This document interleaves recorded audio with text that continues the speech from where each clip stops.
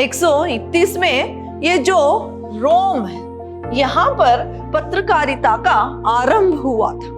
आपको भारत में पत्रकारिता का आरंभ कैसे हुआ इसके बारे में बता रही हूँ। 10 दिनों में ही ये दैनिक समाचार पत्र बन गया था। 1605 में समाचार पत्र जो है छापने लगे।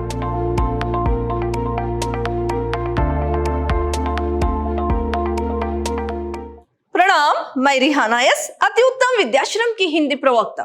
मेरे सेकेंड सेमेस्टर के जितने भी बीसीए के विद्यार्थी हैं, आज मैं आपका जो पाठ्यक्रम है सेमेस्टर यानी सेकेंड सेमेस्टर में जो आपके लिए पत्रकारिता यूनिट 4 के अंतर्गत आता है, इसमें पत्रकारिता का जो इतिहास है इसके बारे में आज मैं आपको जानकारी दूंगी। विश्व में पत्रकारिता का आरंभ सन 131 ईस्वी पूर्व रोम में हुआ था। उस साल पहला दैनिक समाचार पत्र निकलने लगा। उसका नाम था एक्टा डोरना, यानी दैनिक घटनाएं। देखिए, जो विश्व में जो पत्रकारिता का इतिहास 131 यानी 131 ईस्वी पूर्व रोम में हुआ था। 131 में ये जो रोम है, यहां पर पत्रकारिता का आरंभ हुआ था। तो यानी उस साल पहला जो दैनिक समाचार पत्र था वो है एक्टा डोरना। एक्टा डोरना यानी दैनिक घटनाएं। एक्टा डोरना यानी दैनिक घटनाएं जो घटती है उसके बारे में ही समाचार छपते थे। वास्तव में ये पत्थर की या धातु की पट्टी होती थी जिस पर समाचार अंकित होते थे।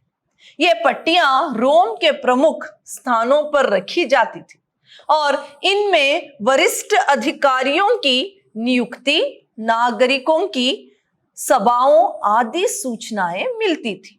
जो समाचार पत्र है वो कागज यानी पेपर में नहीं छपा जाता था, बल्कि जो पत्थर या धातु की लोहे से बनी हुई जो पट्टियां होती है इस पर ही जो समाचार हैं वो छपे जाते थे।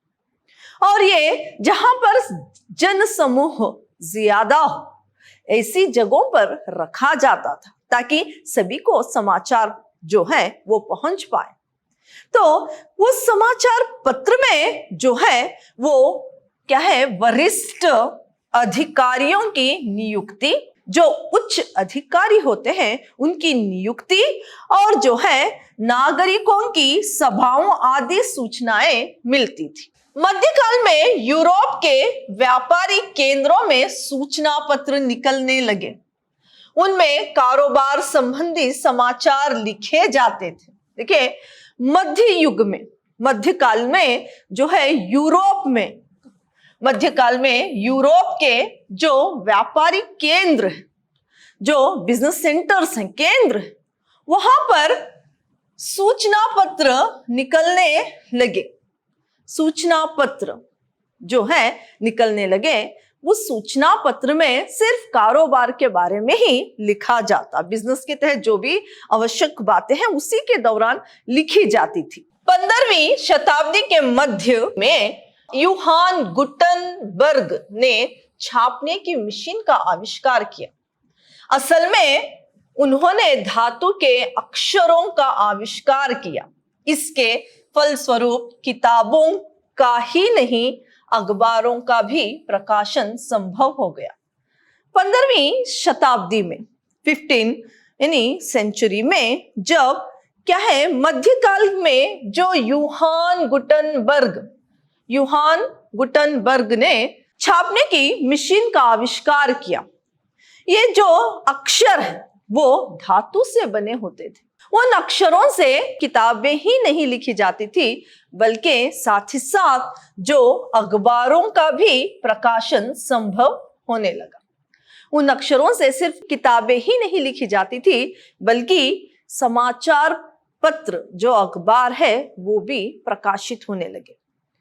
फिर आगे देखिए, 16वीं शताब्दी के अंत में यूरोप के शहर स्ट्रासबुर्ग यूहान कार्लोस नामक का कारोबारी धनवान ग्राहकों को सूचना पत्र लिखवाता, पर हाथ से बहुत सी पत्रिकाओं की नकल करने का काम महंगा था और धीमा भी। इसीलिए उसने छापने की मशीन खरीदकर 1605 में समाचार पत्र छापने लगा। समाचार पत्र का नाम था रिलेशन। यह विश्व का मुद्रित समाचार पत्र माना जाता है। 16th सेंचुरी में यानी 16वीं शताब्दी में जो एक व्यापारी था, जो यूरोप का एक व्यापारी था, यूहान कार्लोस, इसने, ये बड़ा व्यापारी था, इसने जो भी बिजनेस के संबंधित यानी इसके संबंधित वो हाथों से क्या है सूचना पत्र हो, कारोबार के संबंध में जो भी पत्र लिखे जाते ये क्या है हाथों से बहुत सारी पत्रिकाएं लिखवाता। ये काम बहुत ही धीमा भी था और महंगा भी। इसने क्या किया, छापने की मशीन जो है उसे खरीदकर 1605 में समाचार पत्र जो है छापने लगा। 1605 में ये समाचार पत्र छापने लगा। इस तरह से यानी जो समाचार पत्र इसने छापा वो प्रथम समाचार पत्र था रिलेशन। ये विश्व का मुद्रित समाचार पत्र माना जाता है। जो रिलेशन समाचार पत्र है विश्व का मुद्रित समाचार पत्र माना जाता है। भारत में पत्रकारिता का आरंभ, अब मैं आपको भारत में पत्रकारिता का आरंभ कैसे हुआ इसके बारे में बता रही हूँ। 1674 में ही छापने की मशीन जो है भारत में पहुंच गई थी, लेकिन ये जो छापने का काम है वो भारत में 100 साल बाद शुरू हुआ था। 100 साल, इसके 100 साल बाद क्या है प्रकाशित में हुआ था, जबकि 1776 में हुआ था, 1776 में प्रकाशित हुआ। इसका जो प्रकाशन है वो ईस्ट इंडिया कंपनी का अधिकारी विलियम बाल्टस ने किया था।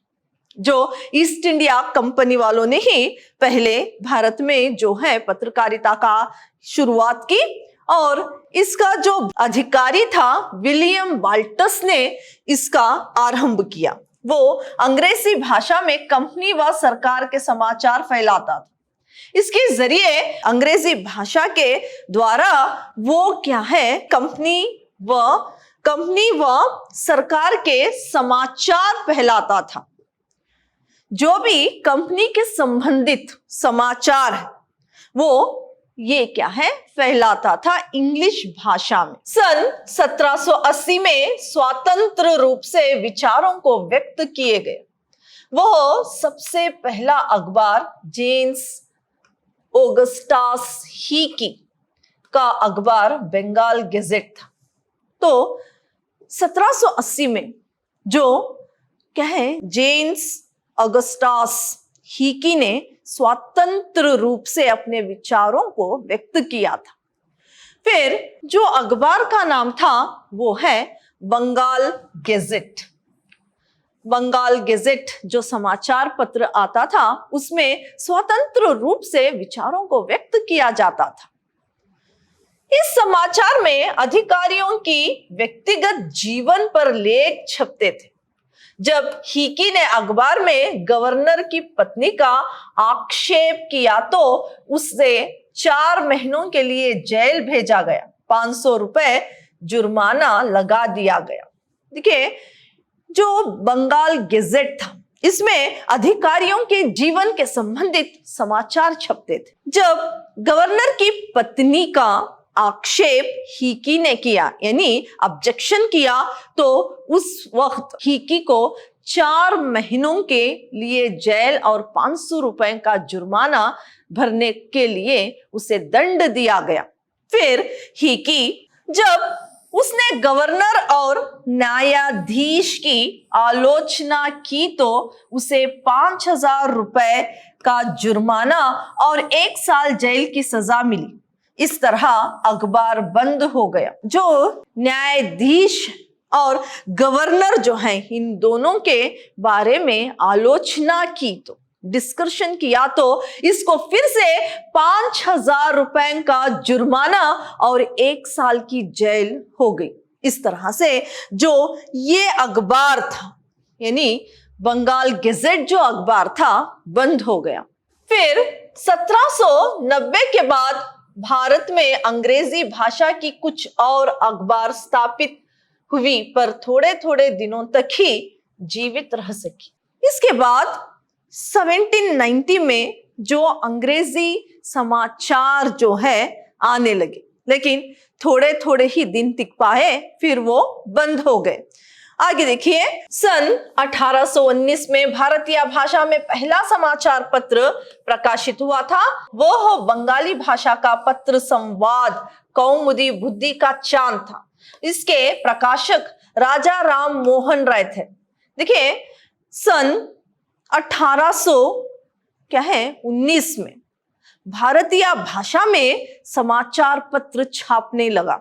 वो भाषा थी बंगाली भाषा। जो इस पत्र का प्रकाशित करने वाले थे राजा राम मोहन राय।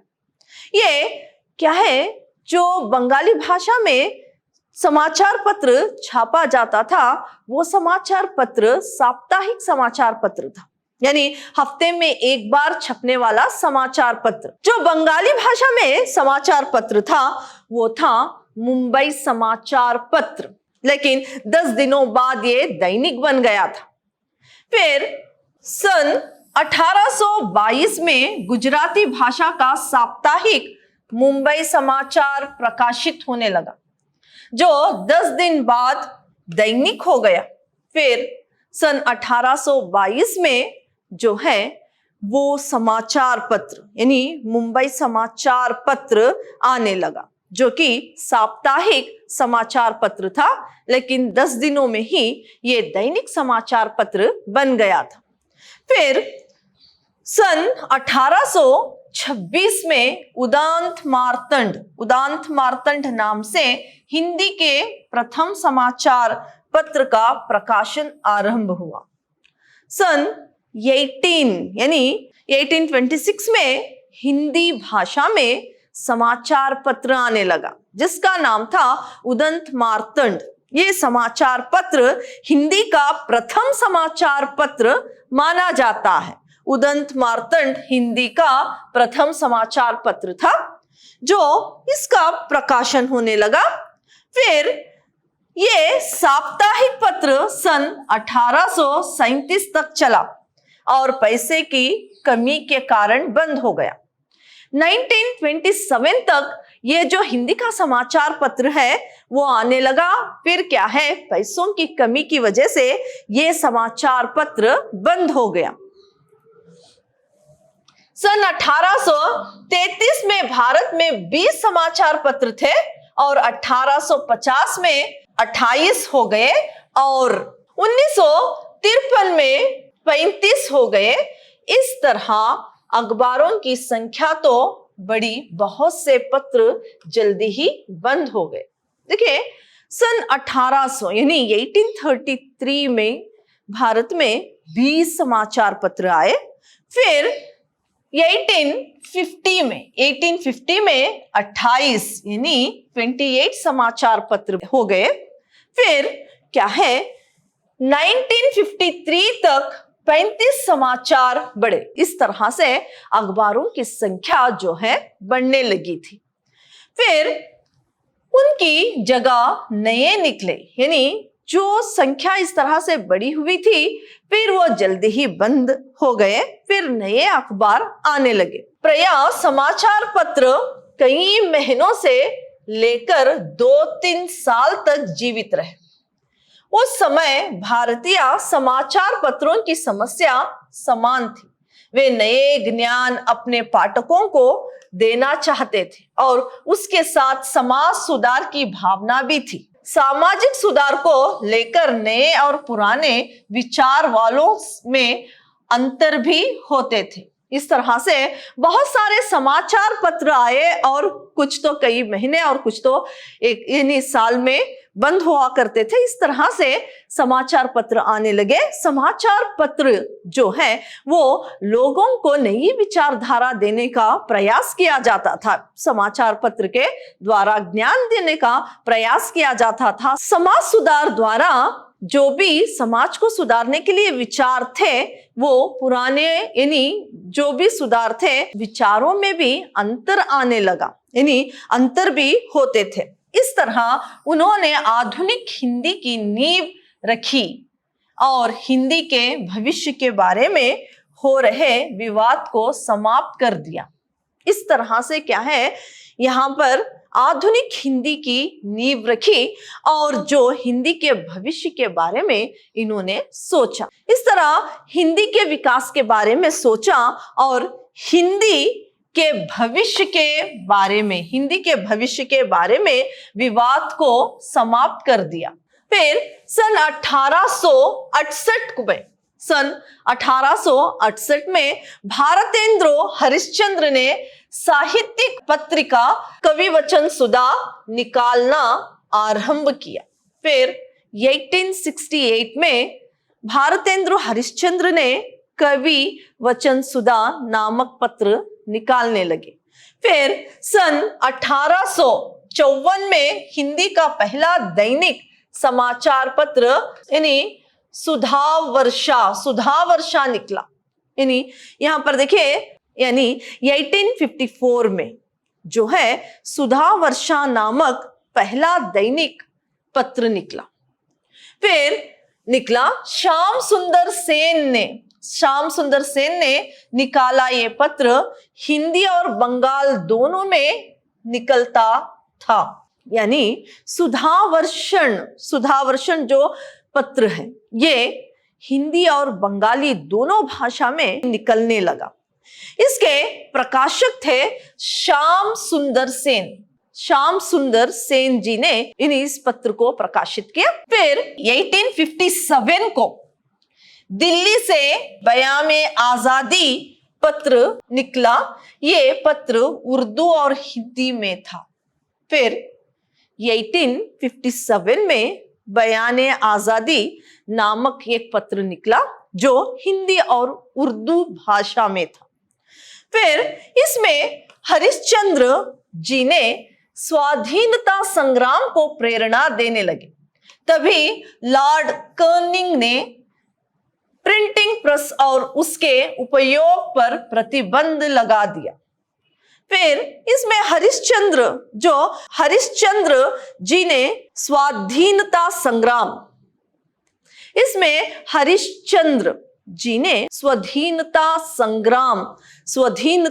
संग्राम को प्रेरणा देने लगे। इस समाचार पत्र में स्वाधीनता संग्राम को प्रेरणा देने लगे।